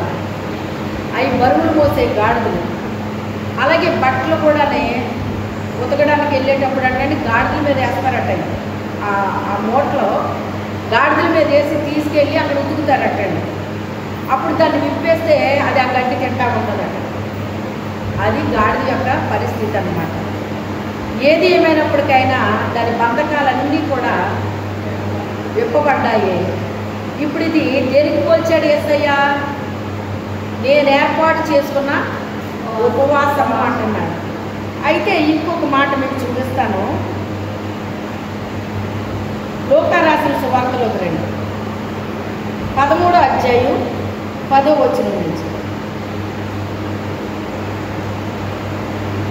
13వ అధ్యాయం. విశ్రాంతి దినమున ఆయన ఒక సమాజ మందిరంలో బోధించుతున్నప్పుడు 18 ఏళ్ల నుండి బలహీనపరచు దెయ్యము పట్టిన ఒక స్త్రీ అచ్చట ఉండేది. ఆమె నడుము వంగిపోయి ఎంత మాత్రమును చక్కగా నిలవబడలేదు. యేసు ఆమెను చూచి రమ్మని పిలిచి, అమ్మ, నీ బలహీనత నుండి విడుదల పొంది ఉన్నావని ఆమెతో చెప్పి ఆమె మీద చేతులు ఉంచగానే ఆమె చక్కగా నిలవబడి దేవుణ్ణి మహిమపరిచింది. చాలు 16వ వచనం చదవండి. ఇదిగో 18 ఏళ్ల నుండి సాతాను బంధించిన అబ్రహాము కుమార్తె అయిన ఈమెను విశ్రాంతి దినమందు ఈ కట్ల నుండి విడుచుకోగలరా అని అతనితో చెప్పాడు. చాలండి. ఇక్కడ మనం చూస్తే ఒక స్త్రీ సాతాను యొక్క బంధకములో బంధించబడినట్టుగా రాశాడండి. ఇక్కడ ఎంతో బంధించబడింది? సాతాను బంధించేసిందంట. సాతాను బంధిస్తే ఇప్పుడు ఆమె నడుము ఏమైపోయిందని రాయబడింది, పొంగిపోయింది. అంటే దీని అర్థం ఏంటి? సరిగ్గా నిలబడలేకపోతుంది. ఏం చేయలేకపోతుంది? సరిగ్గా నిలబడలేకపోతుంది. నిలబడదామని ప్రయత్నం చేస్తుంది కానీ నిలబడలేకపోతుంది. కారణం ఏంటి? ఆమెను బలహీనపరిచి దెయ్యం పట్టుకున్నట్టండి. బాగా అర్థం చేసుకోండి. ఆమెను బలహీనపరిచే దెయ్యం పట్టడాన్ని బట్టి ఆమె మనస్సు ఏమైపోతుంది? ఇక నడుము అనగా తన మనస్సు అండి. ఆ మనస్సును పట్టేసింది అన్నమాట. అపవాది ఏం చేసింది? మనసును పట్టేసిందండి. పట్టేస్తే ఆమె మందిరానికి వెళ్ళట్లేదా? వెళ్తుంది. ఎన్ని వారాలు వెళ్ళిందండి? 18 సంవత్సరాలు వెళ్ళింది ఆమె మందిరానికి. 18 సంవత్సరాల నుంచి కూడా ఆమెకి విడుదల లేదు. కానీ ఆమె మారట్లేదు. ఆమె అవిశ్వాసాన్ని రాయబడిందా ఇక్కడ? ఆమె విశ్వాసాన్ని రాయబడింది. అంటే విశ్వాసాన్ని కూడా బంధించగలదా లేదా సాతాను? చెప్పండి. ఎక్కడ పట్టుకుంటుందని ఉంది? మనసును పట్టుకుంటుంది. మనసును పట్టుకుంటే ఇక వాళ్ళ స్వాధీనంలో వాళ్ళు ఉండలేరు, వాళ్ళు స్వతహాగా చేయలేరు, చేయడం రాదు ఇక వాళ్ళకి. అంటే వాళ్ళని ఏదైనా చేద్దామన్నా కూడా వాళ్ళని చెయ్యనివ్వదండి, చెయ్యనివ్వదు. ఆ బలహీనపరిచే దెయ్యం పట్టేసి ఆమెని బలహీనపరిచేసింది. కానీ ఆమె మందిరానికి మానలేదు, రెగ్యులర్గా వెళ్తుందన్నమాట. అంటే ఆమె దేవుని యందు విశ్వాసం ఉంచిన వ్యక్తి. ఆ విశ్వాసం మాత్రం మందిరాన్ని మాత్రం ఆమె ఎంత మాత్రం విడిచిపెట్టలేదు. ఆ ఒక్కటే ఆమె చేసిన మంచి పని. ఆమె స్వస్థత పొందడానికి గల కారణం ఏంటో తెలుసా? ఆమె మందిరానికి మానేస్తే ఆ దెయ్యం ఎన్నటికీ ఆమెను విడిచిపెట్టకపోయింది. ఆ దెయ్యము ఎన్నటికీ ఆమెను విడిచిపెట్టదండి. ఆమె రెగ్యులర్గా మందిరానికి వెళుతూ ఉంది, వస్తూ ఉంది. ఆమె సరిగ్గా నడవలేకపోయినప్పటికైనా మందిరాన్ని అయితే మానకుండానే ఆమె వెళ్తుండే వస్తుంది కనుక ఒకరోజు ఆయన వచ్చాడు, వచ్చి ఆమెని పిలిచాడు, అమ్మా ఇట్లా అన్నాడు. ఆ తర్వాత ఏమంటున్నాడు ఆయన? యేసు ఆమెను చూచి రమ్మని పిలిచి, అమ్మా నీ బలహీనత నుండి విడుదల పొంది ఉన్నామని ఆమెతో చెప్పి ఆమె మీద చేతులుంచగానే ఆమె చక్కగా నిలువబడి దేవుని, అంటే అప్పటి వరకు ఏం చేయలేకపోయింది, ఆమె చక్కగా నిలబడలేకపోయింది, దేవుని మహిమపరచలేకపోయింది. నిలబడడం వేరు, చక్కగా నిలబడడం వేరు. చక్కగా నిలబడాలి, చక్కగా నడవాలి. రాజకుమార పుత్రిక, నువ్వు ఎంత అందంగా నడుస్తున్నావు. పరమగీతాల్లో రాశాడా లేదా? 7వ అధ్యాయంలో ఉంటుంది మొదటి మాట. రాజకుమార పుత్రిక, నీ పాద రక్షలతో అనగా సమాధాన సువార్త అనే జోడును తొడిగిందంట ఆమె. సువార్త వేరు, సమాధాన సువార్త వేరు. క్రీస్తుతో మనము వాళ్ళని ఏం చేయగలగాలి? అంటు కట్టాలండి, సమాధానపరచాలి. సువార్త వేరు, సమాధాన సువార్త వేరు. సమాధాన సువార్త చాటించుచున్న వారి యొక్క పాదములు పర్వతముల మీద ఆయనకి ఎంతో సుందరంగా కనబడతాయటండి. వాళ్ళు ఏమన్నా ఫీల్ అయిపోతారేమో అని మనం అనుకుంటే కనుక వాళ్ళ విడుదల పొందరు. ఇంకా గాయం చెయ్యాలి. గాయం చేసేవాడిని నేనే, బాగు చేసేవాడిని నేనే. డాక్టర్ దగ్గర కత్తులు ఉంటాయి, అంతకడ దగ్గర కత్తులు ఉంటాయి. డాక్టర్ ఏమో ఆపరేషన్ చేసి వాళ్ళకి వైద్యం చేస్తాడండి. వాళ్ళ రోగం పోయి వాళ్ళకి ఏమవుతుంది? స్వస్థత వస్తుంది. అదే హంతకడి చేతిలో కత్తుంటే వాడు చంపేసి వాళ్ళ దగ్గరున్న ఏముంటుంది పట్టుకుని వెళ్ళిపోతాడు. ఆయన ఏముంటుంది పట్టుకుని వెళ్ళిపోతాడు. ఆయన డాక్టర్కేనే అంతకడికి తేడా లేదా? డాక్టర్ ప్రాణం పోస్తాడట, అంతకడి ప్రాణం చేస్తాడట. వాడి చేతిలో ఉన్నది ఈయన చేతిలో ఉన్నది అవుతుందా? అవ్వదు. దేవుడే చెప్పాడు, నేను గాయం చేస్తాను, దాన్ని మారుపుతానంట. గాయం చేస్తాడు డాక్టర్, లోపల తీయాల్సింది తీసేస్తాడు, మళ్ళీ కుట్లేసేస్తాడు, అది మారడానికి మళ్ళీ మందులేస్తాడు. ఎందుకండి? అది కట్ చేయడం ఎందుకు, మళ్ళీ మందులేస్తాం ఎందుకు? కట్ చేయకపోతే ఎలా తీస్తాడు? లోపల ఉన్నది ఎలా తీస్తాడు?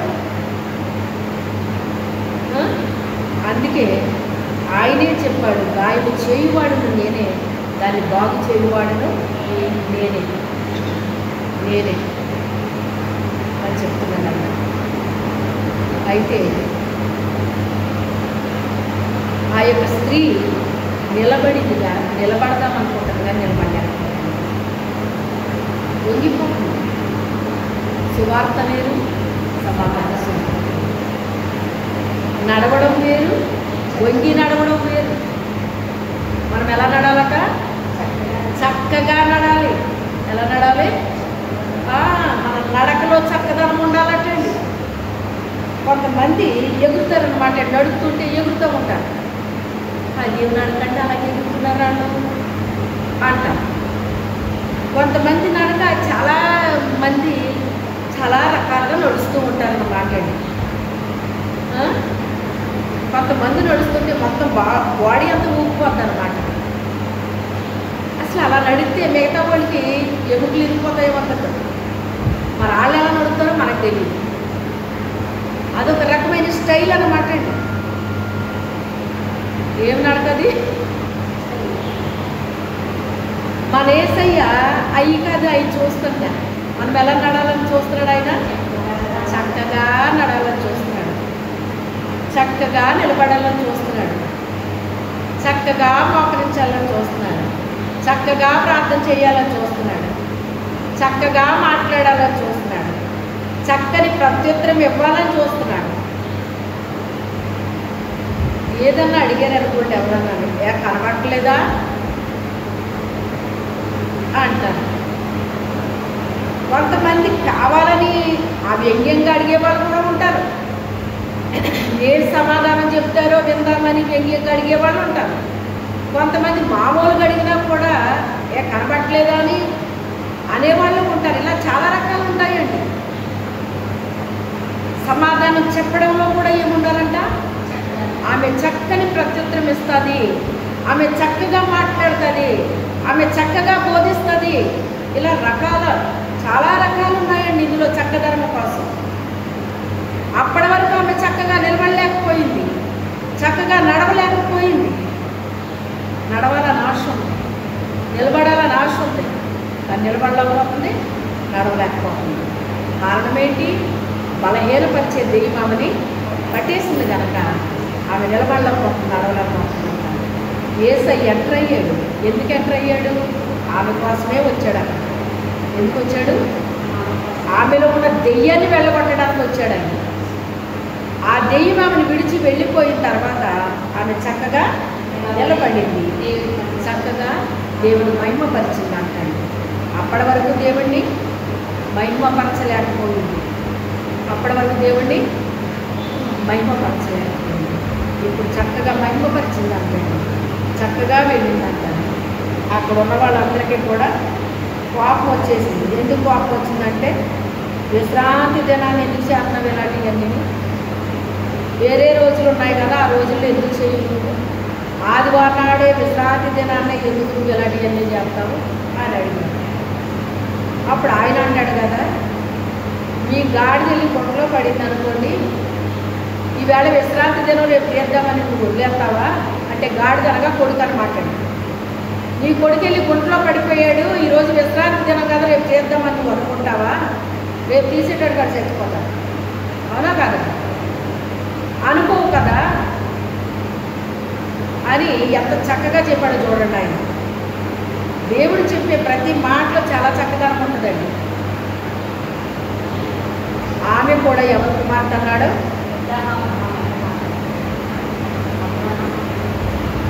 ఇదిగో 18 ఏండ్ల నుండి సాతాను బంధించిన అబ్రహాము కుమార్తె అయిన ఈమెను విశ్రాంతి దినమందు ఈ కట్ల నుండి విడిపింపదగదా అని ఆయనతో చెప్పింది.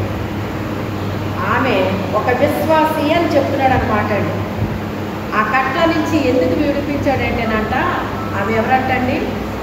విశ్వాసి. అది గండి విశ్వాసం దెయ్యాలు పట్టుకోవడం ఏంటండి అంటారు చాలామంది. ఎందుకు పట్టుకుంటాయి వాళ్ళకి దెయ్యం పట్టిందన్న విషయం వాళ్ళకే తెలియదండి. తెలుసా మీకు ఆ సంగతే? వాళ్ళకే తెలియదు. ఏ దెయ్యం పట్టిందో వాళ్ళకి తెలియదండి. నేను బాగానే ఉన్నాను కదా అనుకుంటారండి చాలామంది. కానీ దేవుడు కరుణామయుడు కనుక, కృపగలిగిన దేవుడు కనుక, కనికర సంపన్నుడు కనుక ఆయన తన కనికరము చెప్పున 18 సంవత్సరాలు చూడండి ఎంత భయంకరంగా. అది ఒక రోజు కాదు, 2 రోజులు కాదు, నెల కాదు, సంవత్సరం కాదు, 18 సంవత్సరాల నుంచి ఆమె అట్టి స్థితిలో ఉండిపోయిందంటండి. అందుకే దేవుని సరిగ్గా మహిమపరచలేకపోయిందంట. ఘనత, మహిమ, ప్రభావములు ఆయనకు మనం చెల్లించాలి. ఆయనకు మనము చెల్లించాలండి.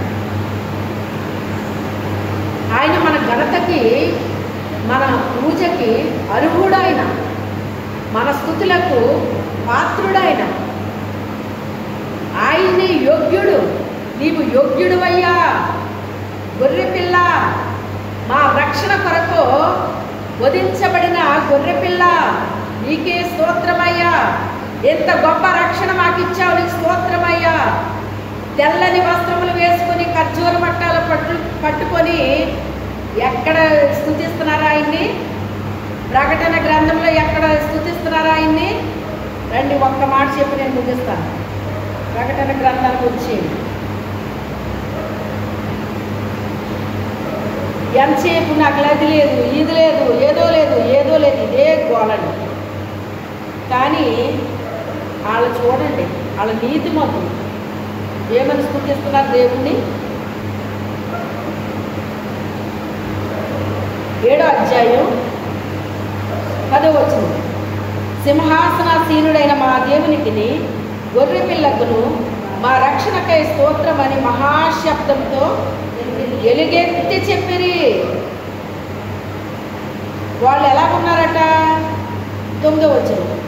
అటు తరువాత నేను చూడగా, ఇదిగో ప్రతి జనములో నుండి, ప్రతి వంశములో నుండి, ప్రజలలో నుండి, ఆయా భాషలు మాట్లాడు వారిలో నుండి వచ్చి ఎవడను లెక్కింపజాలని ఒక గొప్ప సమూహము కనబడెను.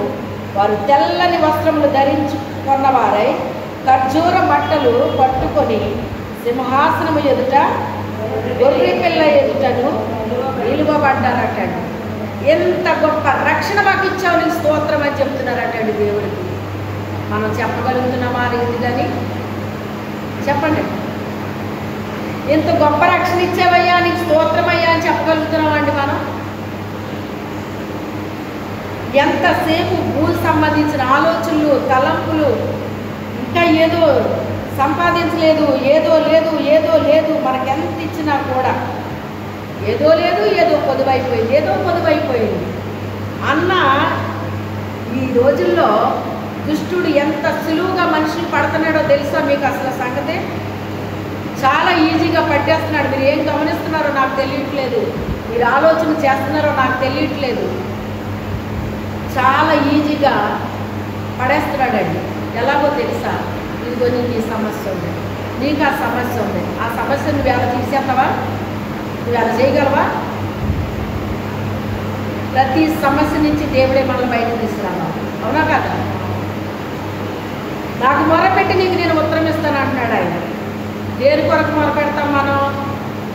అవ్వా ఇల్లి తండ్రి, వాకిలి తండ్రి, బ్యాగ్ బ్యాలెన్స్ ఆయన, అది కావాలయ్యా, ఇది కావాలయ్యా, ఆ లోటు ఉంది, ఈ లోటు ఉంది, వీటి కొరకే తప్ప నాకు మొర్రపెట్టుకు నేను నీకు ఉత్తరం ఇస్తాను. నీవు గ్రహింపలేని గొప్ప గూఢమైన సంగతులు నీకు నేను. ఎక్కడుంది మాట? ఇర్మియా 33:3వ వచనంలో ఉంటుంది చూడండి, మీరు ఇంటికి వెళ్ళిన తర్వాత. ఈరోజు నేను ఈ విషయాలు మీకు చెప్పగలుగుతున్నాను అంటే చిన్న వయసులో నేను దేవునికి మొరపెట్టానండి. సాతానుడు ప్రవేశించి ఏమంటున్నారంటేనట, చిన్నప్పుడు విషయాలన్నీ చెప్తుంది ఎందుకు కావడి? మరి ఇది చిన్నప్పుడే మొరపెట్టాను మరి నేను. అవన్నీ ఎందుకు? మరి అవన్నీ ఎందుకంటే మరి ఇప్పుడు అది వాక్యం వచ్చిందమ్మా, మరి వాక్యంలోనే కదా నేను ప్రార్థన చేశానప్పుడు. అయ్యా నాకు చెప్పయ్యా, నీ వాక్యం నాకు బోధించయ్యా, నీ వాక్యం చెప్తేనే నాకు అర్థమవుతుందయ్యా, ఇందులో ఏమున్నాయో నాకు తెలియదు కదా నాయన. వాక్యలాగా అర్థమైపోతే ఇంకెందుకండి ఇవన్నీ?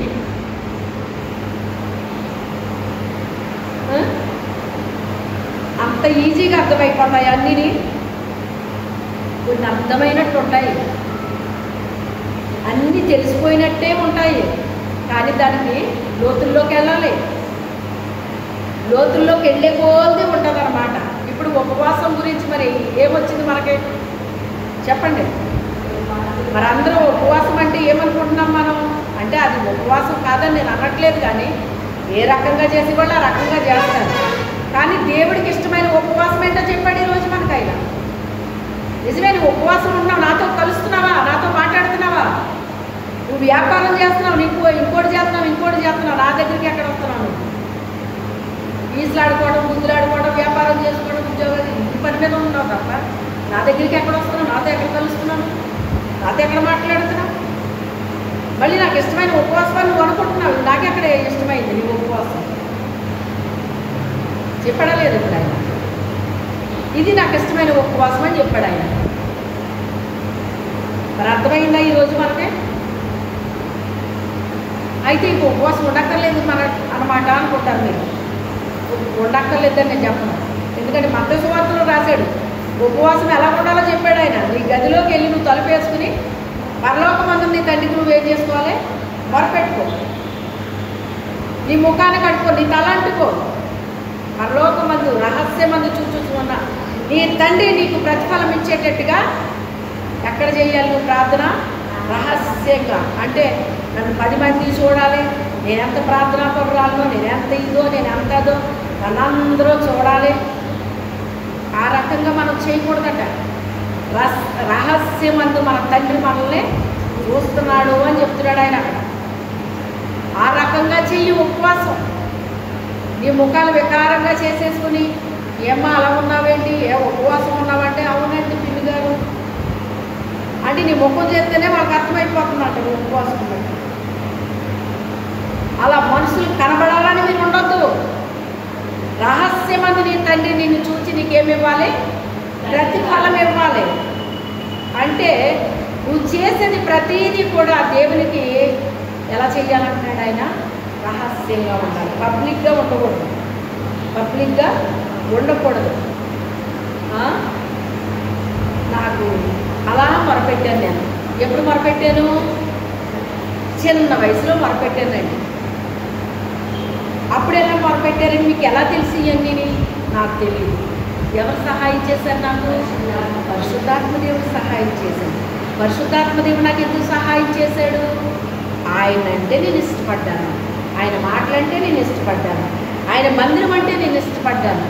మానక మందిరానికి వెళ్ళాను, మానక దేవుని మాటలు విన్నాను, శ్రద్ధగా విన్నాను, నా హృదయంలో భద్రపరుచుకున్నాను, వాక్య ప్రకారంగా జీవించడం మొదలుపెట్టాను. పరిశుద్ధాత్మ దేవుడు నాలో ఉండడం ప్రారంభించాడు, నన్ను నడిపించడం ప్రారంభించాడు, నాకు సహాయం చేయడం ప్రారంభించాడు, నాకు బోధించడం ప్రారంభించాడు. ఇప్పుడు ఏం చెప్తున్నాడు ఆయన? నేను గ్రహింపలేని గూఢమైన గొప్ప సంగతులు ఇప్పుడు ఆయన ఏం చేస్తున్నాడు? చెప్తున్నాడు ఆయన. ఇవన్నీ నేను ఎక్కడో విన్నాయి కదండి ఈ వాక్యాలు. నా తండ్రి నాకు చెప్పే వాక్యాలే మీకు నేను చెప్తున్నానండి, చెప్తున్నాను.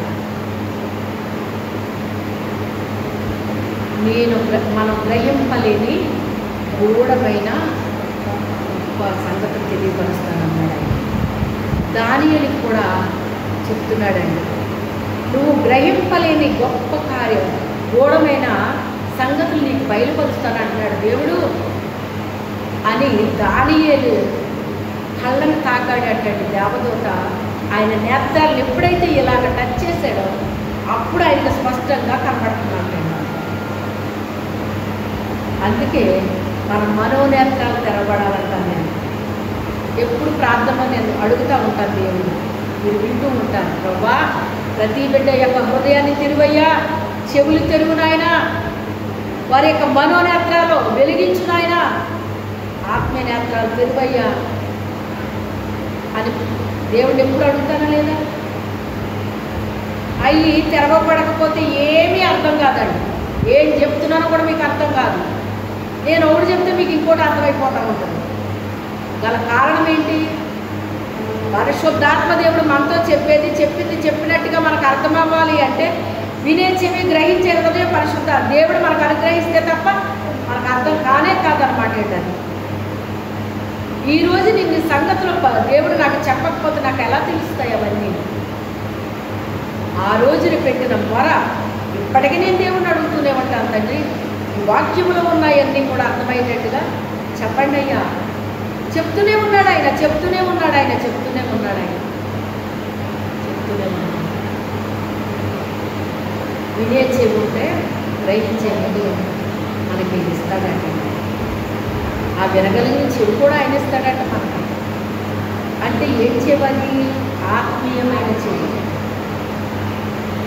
ఆత్మ చెవి గలవాడు ఆత్మ చెప్పు సంగతులు వినుగాక.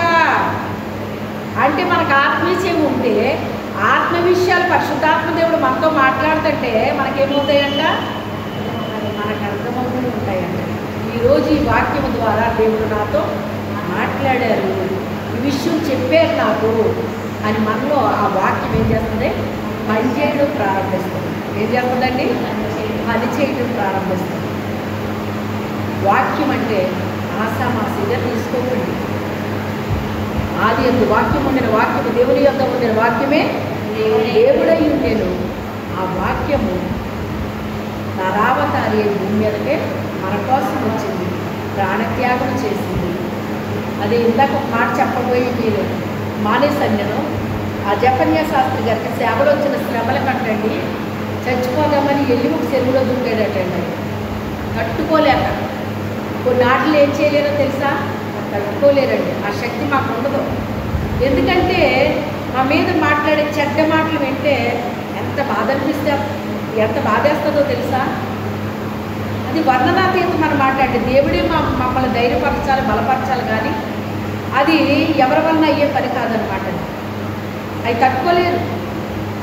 ఇందాక చెప్పాను, లండన్ నుంచి వచ్చిన ఆయన, అంటే ఇక్కడ ఆయన మద్రాసు అంటండి, అక్కడికి సేవకు దేవుడు తీసుకెళ్ళడం, అక్కడికి ఉద్యోగం మీద వెళ్తే సేవ అక్కడ చేయమన్నాడంట దేవుడు.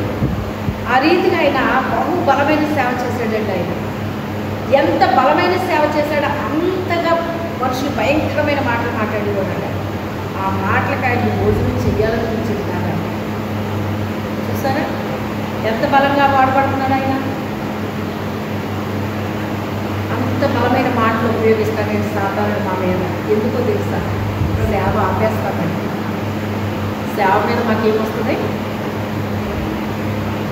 ఎందుకు వచ్చింది లేక, ఎందుకు వచ్చింది బ్రతుకు, మాటలన్నీ నేను ఎందుకు అనిపించుకోవాలి, హ్యాపీగా నేను బ్రతక, నాకు ఎందుకు ఇవన్నీ అని ఏమనిపిస్తుంది? మనసు అనిపించినప్పుడు అప్పుడే పడుకుంటాడు. ఏం చేస్తాడు? మనసును పట్టేసి ఇక నిలబడినప్పుడు నడవనివ్వడం, ఏం చేయనివ్వడం అన్నమాట.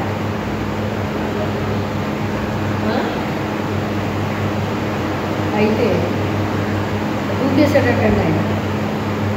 దూకేస్తేనంట ఎవ్వరూ లేరంటండి అక్కడ. ఎవరో ఆయన అలా పట్టుకుని ఏదో చేపలు పట్టుకున్నట్టు అలా పట్టుకుని గొట్టి మీద ఎక్కేశారంట. ఇదేంటి ఇక్కడ కూడా ఎవరున్నారా, నన్ను సావనివ్వరా ఎవరో అనేసి చుట్టూ చూస్తే ఎవరు లేరటండి. ఎవరు లేదు, నేను ఎలా వచ్చాను పైకి, నన్ను ఎవరు పట్టుకుని పైన పెట్టారు అని మళ్ళీ దూకేశాడంటండి. మళ్ళీ దూకేస్తే మళ్ళీ ఎవరో పట్టుకు మళ్ళీ పైన ఎక్కేశారంటండి. అప్పుడు ప్రభా అసలు చావడానికి కూడా నాకు అర్హత లేదా, ఎవ్వరు లేని ప్రదేశానికి వచ్చారు చచ్చిపోదామని. చూసారు ఎంత మంచి దైవజనుడు ఆయన.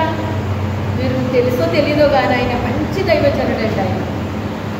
మరి చెప్పాలంటే ఇంకా అసలు పెళ్లి మీద ఎత్తాడన్నమాట. ఇంకా అసలు మాటలు ఎలా ఉంటాయంటే ఆయనవి టప్పు వాయించేసినట్టు ఉంటాయన్నమాట. ఇంకా అసలు ఇంత దూరం వచ్చాను, ఎవ్వరు లేని ప్రదేశం, నన్ను చావనివ్వా నువ్వు, ఇక్కడ కూడా నేను చావడానికి నాకు అర్హత లేదా, ఎందుకు ఎవరు నన్ను పైన పెడుతున్నారు తీసుకొచ్చి, ఇక్కడ ఎవరు లేరు, ఎవరు పెడుతున్నారు ప్రభా నన్ను అంటే అప్పుడు ఆయన అన్నారట, నేనే నీ కొరకు నేను మరణించాను, నువ్వు చావనవసరం లేదన్నాడట దేవుడు. హల్లెలూయా. అందుకే భయంకరమైన శ్రమలు వస్తాయండి, రావని నేను చెప్పను. మొన్న ఒక ఆమె వచ్చిందనమాట నా దగ్గర, చాలా దుఃఖం అంటండి. ఇంట్లో పరిస్థితులు భయంకరంగా ఉన్నాయట. భయంకరంగా ఉంటే ఎవరితో చెప్పుకోవాలి ప్రభువా? నేను నా మాటలో నా తల్లిదండ్రులు చెప్పుకోవడానికి లేదు, అన్నదమ్ములకు చెప్పుకోవడానికి, ఎవరికి చెప్పుకోవడానికి లేదు. ఎవరో నన్ను ప్రేమించట్లేదు, అందరూ నన్ను విడిచిపెట్టేశారు, ఎవరు లేరు నాకు. ఇంకెవరితో చెప్పుకోవాలి నేను అని బాగా ఏడ్చిందంటండి అమ్మాయి. బాగా ఏడ్చి ఏడ్చి ఏం చేయాలో అర్థం కాక ఆ అమ్మాయి మందిరానికి వచ్చింది. మందిరానికి వచ్చేటప్పటికి నాకేం చెప్పలేదు, అసలు అవేమీ చెప్పలేదు. నాకు చెప్పకుండానే నా యొక్క జీవిత సాక్ష్యం నేను చెప్తున్నాను. ఎప్పుడుదో ఎవరికి చెప్పలేదు ఆ విషయాన్ని, నేను ఎప్పటికీ ఎవరికి చెప్పలేదు. నేను అనుభవించిన కొన్ని శ్రమలు నేను చెప్తున్నాను అన్నమాట. చెప్తుంటే ఆశ్చర్యంగా అలా చూస్తున్నాను అన్నమాట. ఆశ్చర్యంగా మనం ఒక సమస్య గుండా వెళ్ళాము అంటే అంతకంటే పెద్ద సమస్య గుండా వెళ్ళేవాడిని ఇంకొకరు ఉంటారు. అవునా కదా? వాళ్ళు తెచ్చి పెడతాడు అక్కడ. ఆయన నువ్వే కాదమ్మా, నీకంటే ఎక్కువ పడ్డ వాళ్ళు ఉన్నారు అక్కడ. నీకు వచ్చిన సమస్య పెద్దది కింద నువ్వు ఊహించేసుకుంటున్నావు, ఏం చేయాలి అని నువ్వు అనేసుకుంటున్నావు. నీకంటే పోయి పడ్డా ఉందరా వీళ్ళు కానీ తీసుకొచ్చి నా దగ్గర కూర్చోబెట్టాడు అనమాట. అంటే మందిరంలోనే లేదు, కూర్చోబెట్టడానికి ఎంత స్టోరీ మరి జరుగుతుందని నాకేమన్నా తెలుసా? నాకేం తెలీదు. నాకు తెలియకుండానే నేను చెప్తున్నాను. ఎందుకు చెప్తున్నాను నాకు అర్థం లేదు. అవన్నీ నేను ఎందుకు చెప్తున్నా నాకు అర్థం అవుతా. అవన్నీ అలా విని ఆశ్చర్యంగానే మీరు ఇన్ని శ్రమల గుండా వచ్చారని, నాకు చాలా పోరాటంలో నుంచి వచ్చారండి మీరు. అయితే చాలా శ్రమలు అనుభవించారు మీరు. అనుభవించినప్పుడు బాధ అనిపిస్తుంది. దాటుకుని వచ్చిన తర్వాత మీ ఇలాంటి వాళ్ళకి చెప్పడానికి నాకు అనుమతించాడు అమ్మాయి అన్నీ. అవి నేను అనుభవించకపోతే ఈరోజు నీకు ఎలాగ నేను ఉపయోగపడతాను? అవునా కదా? అవి నాకు రావాల్సినవి కాదండి. మీలాంటి వాళ్ళ కోసం నేను అనుభవించాను అవన్నీ. దానికుండా నన్ను నడిపించాడు. అలా నడవకపోతే మీ బాధ నాకు తెలియదు. ఇప్పుడు నేను చెప్పేది మీకు విన్నప్పుడు ఈవిడ ముందు నా సమస్య ఏం పెద్ద సమస్య ఇది. అయ్యో ఇన్ని శ్రమల, ఇన్ని కష్టాలు కూడా వచ్చారా ఈవిడి. ఇప్పుడే మేము చూస్తున్నాము ఈవిడిని. ఇప్పుడు పరిస్థితి మేము చూస్తున్నాము. మరి ప్రజలకు ఎప్పుడు కనపడుతుంది? ఇప్పుడే కనపడుతుంది. ఇప్పుడే కనపడుతుంది. సాతానుడు ఇప్పుడే చూపిస్తాడాడు. చిన్ని దాన్ని కూడా ఎలా చూపిస్తాడాడు? భూతద్దంలో పెట్టి చూపిస్తాడు. చిన్నిది అది భూతద్దంలో మనకి ఎంత కనపడుతుంది? అది నలకాయ ఉండొచ్చు కానీ పెద్దగా కనపడుతుంది మనకి. అలా చూపిస్తాడు. అప్పుడు దేవుడు ఏం చేస్తాడు మనకి? మనల్ని నీకు ఎలా కాదు, నీకు ఎవరితో చెప్పించాలో ఆలోచన చెప్తారా అని ఆయన తీసుకొస్తాడు. తీసుకొచ్చి వీళ్ళ సమస్య వీళ్ళకి ఎలా కనపడుతుంది? అప్పుడు నా సమస్య ఎంత చిన్నదా, ఇలాగే ఇది ఎలా జయించింది ఇవిడి? నిజమే, అవన్నీ జయించాను కనుకే అందులో నాకేమొచ్చింది? బలం వచ్చింది, ధైర్యం వచ్చింది, అనుభవం వచ్చింది. అనేక మందికి అది ఉపయోగపడుతుంది. అనేక మందికి అది ఉపయోగపడుతుంది. ఇంకా నాకు ఒక్క పరీక్ష ఉందంటే పరీక్షలు రాస్తున్నానంటే ఇప్పుడు నేను మరి దేనికి రాయించున్నాడో నాకు తెలియదు కానీ ఇంకా పరీక్షలు జరుగుతున్నాయి అన్నమాట నా జీవితంలో. ఇంకొకటి ఉందంట, అది అయిపోతే ఇంకా అయిపోద్దంట. మరి ఏం పరీక్షలో ఉన్నానో నాకు తెలియదు కానీ, ఎందులో నన్ను పరీక్షిస్తున్నాడో నా దేవుడు నాకు తెలియదు కానీ, దేవుడికి స్తోత్రం. ఈ ప్రాంతంలో నన్ను జ్ఞాపకం చేసుకోండి. అయితే ఏది ఏమైనప్పటికైనా దేవునికి ఇష్టకరమైన ఉపవాసం చేయాలి. దేవునికి ఇష్టకరమైనదే మనం చేయాలి. మనకు నచ్చింది, మనం అనుకున్నదే అలాంటివి కాదండి, దేవుడికి నచ్చవయ్యి. ఇది ఎందుకు నచ్చదు? ఇది చాలా బాగుంది ప్రభు, ఇది చాలా బాగుంది ప్రభు అని మనం అంటే బాగైపోతుంది. అది బాగుంటుందండి దేవుడికి. కొంతమంది మనుషులు అలాగే అంటారు, ఇది చాలా బాగుంది, ఇది చాలా బాగుంది, ఇది చాలా బాగుందని 10 సార్లు ఏంటంటే మనకు కూడా బాగున్నట్టు అనిపిస్తుందంటే అది బాగోపోయిందండి. అలాగే దేవుడు మాత్రం చేయలేమండి. ప్రభు ఇది చాలా బాగుంది, ఇది చాలా బాగుందంటే ఆయన ఏమి అయిపోవడం అలాగా ఇంప్రెస్ అయిపోవడం ఆయన ఏమని. మనుషులు చేయొచ్చేమో కానీ మన దేవుడు చేయలేము. మనం అలాగా మనుషుల్ని మోసం చేయొచ్చేమో కానీ దేవుడు మోసం చేయలేరు, దేవుని ఆత్మను మోసం చేయలేరు. పరిశుద్ధాత్మని మోసపుచ్చడానికి ఎందుకు మీరు వ్యతిరేకించారన్నాడు ఆయన. అన్నాడా లేదా? పేతుల్లో పరిశుద్ధాత్మను పనిచేస్తున్నాడు అన్న విషయం పాప వాళ్ళకి తెలియదు. అప్పుడు పేతురు అనుకుంటున్నారు వీళ్ళు. యేసు ప్రభు అంటే నాకు తెలియదు అన్నాడు కదా, అప్పుడు ఆ పేతురు అనుకుంటున్నారు. ఆ పేతురు కాదు, పేతురు అప్పుడు పేతురే, కానీ ఇప్పుడు అలా లేడు. ఆయనలో పరిశుద్ధాత్మను పనిచేస్తున్నాడు అన్న విషయం వాళ్ళకి అనుకోవాలి. పరిశుద్ధాత్మను మోసపుచ్చడానికి సాతానుడు ఎందుకు మీ హృదయాలని ప్రేరేపించడానికి మీరు అవకాశం ఇచ్చారని అడుగుతున్నాడు. ఎందుకు దేవుని ఆత్మను మీరు మోసం చేయాలనుకున్నారు? దేవుని ఆత్మను ఎందుకు మీరు ఎలాగా మోసపుచ్చాలనుకున్నారు?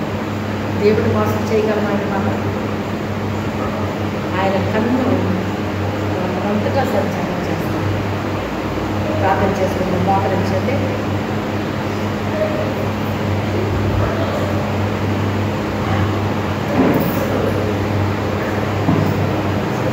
పరిశుద్ధుడైన తండ్రి, ఇదే వేళ స్తోత్రాలండి. రాత్రికాల సమయంలో ప్రభా నాతో మాతో మీరు మాట్లాడాలని వందనాలు స్తోత్రాలండి. నాయన దివ్య వాక్యము ద్వారా మాతో మీరు మాట్లాడారు ప్రభా. ఎన్నో సంగతులు మాకు చెప్పావు నాయన, మీ స్తోత్రాలండి వందనాలు ప్రభా. పరిశుద్ధాత్మ దేవుడా మీ కార్యాలు జరిగించండి. మీ రక్షణ కార్యాలు, ఆచరకాలు, అద్భుతాలు, మహత్కారాలు, ఘనకార్యాలు, స్వస్థకార్యాలు జరిగించినాయి. మీ నామాన్ని మహిమ తెచ్చుకో ప్రభా. ఎంతమంది నాయన ప్రభా విశ్వాసులై ఉండి దయ్యాల చేత నాయన బాధపడుతూ ఉన్నారు ప్రభా. వాళ్ళ మనసులో పట్టుకుని నాయన వాళ్ళు వచ్చేస్తారన్నావు తండ్రి. నాయన దేవుడికి మహిమకరంగా వాళ్ళు జీవించలేరన్నావు ప్రభా. అయ్యా అటు వారందరికీ కూడా విడుదల కలిగించేయండి పరిశుద్ధాత్మ దేవుడా. ఎవరి మనసులు పట్టి వాళ్ళు బంధించడో తండ్రి, ఆ బంధకాలన్నింటి నుంచి యేసు నామములో వారి విడుదల పొందుతుగా, యేసు శక్తి కలిగిన నామములో వారి విడుదల పొందుతుగా, యేసు శక్తి కలిగిన నామములో వారందరూ విడుదల పొందుతుగా, వారందరినీ మహిమకరమైన జీవితాలు జీవించుతుగా, నిన్ను మహిమపరచుదుగా. పరిశుద్ధాత్మ దేవుడా మీరు కార్యం చేయండి నాయన. సంఘాన్ని బలపరచండి, స్థిరపరచండి నాయన. సంఘాన్ని పరిశుద్ధపరచండి నాయన ప్రభా. అయా సంఘం పవిత్రపరచబడాలి, పరిశుద్ధపరచబడాలి నాయన. అగ్నివలే మండాలి పరిశుద్ధాత్మ దేవుడా. ఈ ఆత్మకార్యం జరిగించు నాయన. సహాయం చేయండి. చెప్పబడిన వాక్యం ప్రతి బిడ్డ హృదయంలో ముద్రించండి పరిశుద్ధాత్మ దేవుడా. ప్రతి బిడ్డ నెమరు వేసుకోవడానికి సహాయం చేయండి. ఇందులో చక్కగా నడవాలి, చక్కగా నిలబడాలి, చక్కగా ప్రవర్తించాలి, మాట్లాడాలి, సమస్తము చేయగలగాలి తండ్రి. ప్రార్థన చక్కగా ఉండాలి, ప్రతిదీ చక్కగా ఉండాలి తండ్రి నాయన. నీకు ఇష్టకరమైన జీవితాలు జీవించడానికి సహాయం చేయండి. నీకు ఇష్టమైన ప్రతిదీ కూడా నీకు ఇష్టకరమైనదే నాయన చేయగలగాలి. అటువంటి మనసులు దయచేయండి, అటువంటి ఆలోచనలు తలపై ప్రతి ఒక్కరికి నాకు దయచేసి సహాయం చేయండి. పరిశుద్ధాత్మ దేవుని ఆదివారం జరిగే ఆరాధన గర్భగా ఆశీర్వాదకరంగా జరగాలి. ఈ బిడ్డలందరూ కూడి రావాలి తండ్రి. ఆత్మతో సత్యంతో ఆరాధన జరగాలి పరిశుద్ధాత్మ దేవుడా. ప్రభా మందిరమంతా కూడా నీ మహిమ ప్రకాశించాలి తండ్రి. నీ వెలుగు ప్రకాశించాలి తండ్రి. నీ ఆత్మకార్యం జరగాలి తండ్రి. పరిశుద్ధాత్మ దేవ మీరు కార్యం చేసి సమస్త మహిమ ఘనత ప్రభావం మీరే పొందుకోవాల్సిందిగా యేసు అతి పరిశుద్ధ నామములో వేడుకుంటున్నాము తండ్రి. ఆమేన్. తండ్రి అయిన దేవుని యొక్క ప్రేమయు, కుమారుడైన యేసు క్రీస్తు ప్రభువు యొక్క మహాకృపయు, పరిశుద్ధాత్మ తండ్రి యొక్క అన్యోన్యమైన సహాయము సహవాసము ఇప్పుడు ఎల్లప్పుడూ